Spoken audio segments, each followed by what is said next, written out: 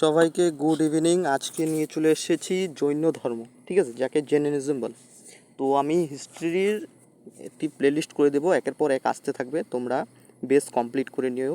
আমাদের এই চ্যানেলটা বেস বিল্ড আপ 0.1, এটির মূল কারণই হচ্ছে আমাদের বেসিক ক্লিয়ার করা, ঠিক আছে।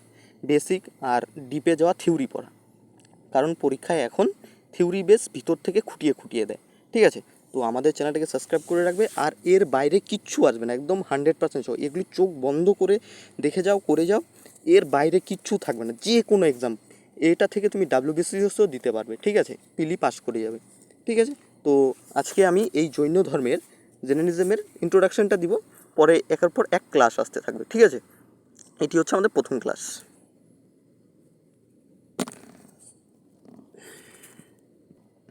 শোনো, দেখো, জৈন ধর্ম কি? জৈন যে শব্দটি আছে না, সেটি হচ্ছে সংস্কৃত একটি শব্দ। এটি জিন শব্দ থেকে এসেছে। এটা পরীক্ষায় দেয় যে জৈন শব্দটি কোথা থেকে এসেছে আর এটি কী শব্দ, ঠিক আছে। তো এটি হচ্ছে একটি জিন শব্দ, যা হচ্ছে সংস্কৃত থেকে এসেছে, সংস্কৃত শব্দ। হ্যাঁ, এই জিন কথার অর্থ হচ্ছে বিজয়ী, ঠিক আছে। এটাও দেয় যে জিন কথার অর্থ কী, এটাও পরীক্ষায় আসে, খুব আসে, ইম্পর্টেন্ট। আমি যেগুলি আন্ডারলাইন করবো না, দাঁড়াও পেনটা নিই, যেগুলি আন্ডারলাইন করব সেগুলো প্রচণ্ড ইম্পর্ট্যান্ট, ঠিক আছে। এইটা তো সেগুলি তোমরা একটু খাতায় নিয়ে নেবে, আর আমি এটা PDF দিয়ে দেবো ডেসক্রিপশনে, ঠিক আছে। চিন্তা করার কোনো কারণ নেই। যদি লিখতে ইচ্ছা না করে, তাহলে তোমরা কম্পিউটার দোকান থেকে সেটি বের করে নিয়ে আসতে পারো। তারপরে দেখো কি বলছে, জৈন ধর্মের মূল কেন্দ্র ছিল, কেন্দ্র না, এখানে হবে হচ্ছে তোমার নীতি, ঠিক আছে। এখানে কি হবে, এখানে হবে নীতি, নীতি, ঠিক আছে। তো এই নীতি, জৈন ধর্মের মূল নীতি হলো অহিংসা, ঠিক আছে। অহিংসা হওয়ার কারণ কি, মূল নীতি? কারণ জৈন ধর্মই ছিল, বলেছিল যে যে কোনো আশা থাকা, আশা আকাঙ্ক্ষা থাকলেই তো হিংসাটা আসবে না। তো তুমি শুধু মনে রেখে দিবে যে জৈন ধর্মের মূল নীতি ছিল অহিংসা, ঠিক আছে। এটা তারপরে কি বলেছে, এই ধর্মের প্রতিষ্ঠাতা ছিলেন কে? এই ধর্মের প্রতিষ্ঠাতা ছিলেন ঋষভদেব। VVI ঋষভদেব। যে বলবে ঋষভ জৈন ধর্মের প্রতিষ্ঠাতাকে, খুব ইম্পর্টেন্ট, ঠিক আছে। জৈন ধর্মের প্রতিষ্ঠাতাকে ঋষভদেব, ঠিক আছে। তারপরে কি বলেছে, জৈন ধর্মের প্রবর্তক বলা হয়। প্রবর্তককে কি বলা হয়? এই যে জৈন ধর্মে যারা প্রথম সৃষ্টি করেছে, বা জৈন ধর্মের যারা গুরুগুলো ছিল, তাদেরকে কি বলা হয়? তাদেরকে তীর্থাঙ্কর বলা হয়, ঠিক আছে। খুব ইম্পর্টেন্ট। তারপরে আমি যেগুলো আন্ডারলাইন করবো সেগুলো পয়েন্ট করে রাখবে। ঋষভদেব ছিলেন জৈন ধর্মের প্রথম তীর্থাঙ্কর। পরীক্ষায় দেয় যে প্রথম তীর্থাঙ্কর কে ছিলেন? আমাদের হচ্ছে ঋষভদেব। তীর্থাঙ্কর মানে যিনি দুঃখের ঊর্ধ্বে পার্থির সাগর পাড়ি দেন।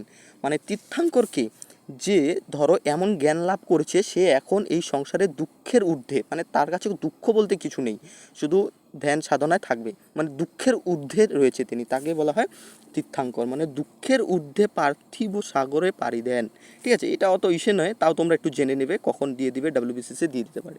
তো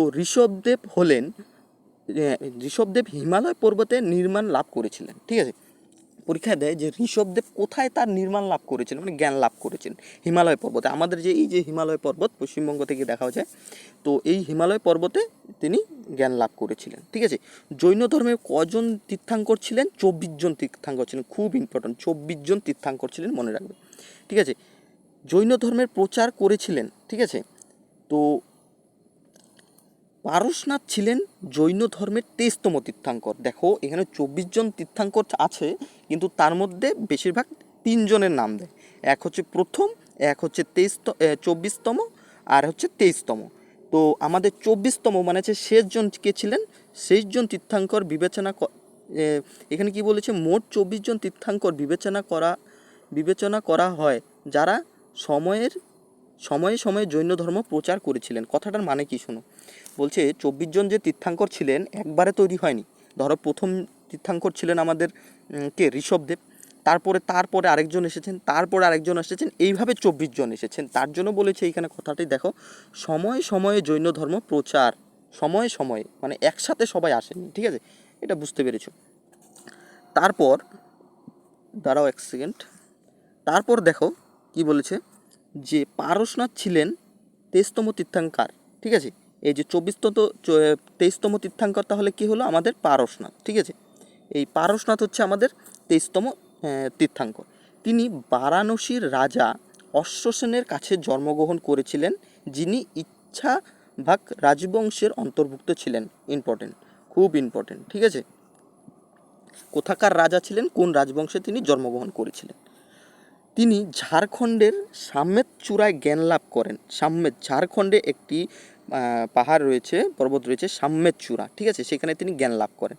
যার কারণে সাম্যেত শিখর, ওই যে পাহাড়টিকে পরেশনাথ শিখর, তার নাম কি পার্শ্বনাথ, সেখান থেকে সেই পাহাড়টার নাম দেওয়া হয়েছে পরেশনাথ শিখর, যেটি হচ্ছে আমাদের ছোটনাগপুরের সর্বোচ্চ শৃঙ্গ আমরা বলি না, পারশনাথ। তো ওই পারশনাথ কোথা থেকে এসেছে, এই যে আমাদের এর জন্য যখন আমরা জিওগ্রাফি পড়বো তখন সেখান থেকে জানবো। তো পারশনাথ তার নাম থেকে হয়েছে, ঠিক আছে, পার্শ্বনাথ থেকে পারশনাথ শিখর হয়েছে, পরিবর্তিত হয়, ঠিক আছে, ওই পাহাড়টি।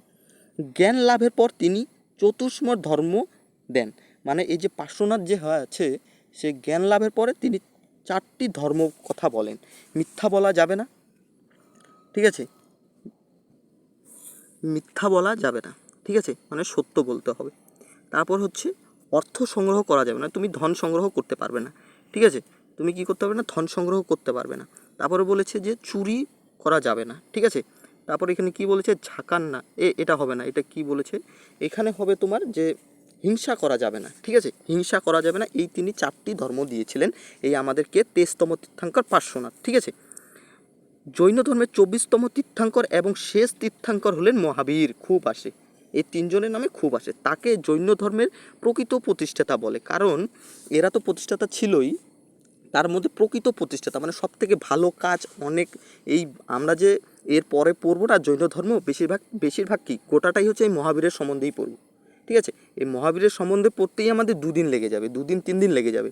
তো তার জন্য তাহলে ভাবো যে সে কত কাজ করেছে, কেমন বড় তীর্থাঙ্কর ছিল, তার জন্য এটা খুব ইম্পর্টেন্ট আসে যে শেষ তীর্থাঙ্কর মহাবীর, আর সেই হচ্ছে প্রকৃত প্রতিষ্ঠাতা, ঠিক আছে, সেই হচ্ছে আমাদের প্রকৃত জৈন ধর্মের প্রকৃত প্রতিষ্ঠাতা। তো এইটুকু হলো আমাদের ইন্ট্রোডাকশন। তারপরে এরপরে আমরা আরও অনেক কিছু জানবো, যেমন হচ্ছে এই পার্শ্বনাথের তার এই প্রতীক কে ছিল, মহাবীরের প্রতীক কী ছিল, ঋষভদেবের প্রতীক কে ছিল, তারপর মহাবীর কোথায় গিয়ে জ্ঞান লাভ করে, এর সঙ্গে অনেক কিছু আমরা করব। এটুকু শুধু আমাদের ইন্ট্রোডাকশন ছিল আজকের। এর পরের দিন থেকে বড় করে 20 মিনিটের মতো করে ভিডিও আসবে। তো সবাই থেকো, আর ভালো লাগলে সাবস্ক্রাইব করো, আর এভাবেই চলতে থাকবে আমাদের সিরিজটি, পাশে থেকো। আর এটি একদম বেস থেকে করাবো, যারা একদম নতুন আছে তাদের জন্যই শুধু, ঠিক আছে। তো টাটা।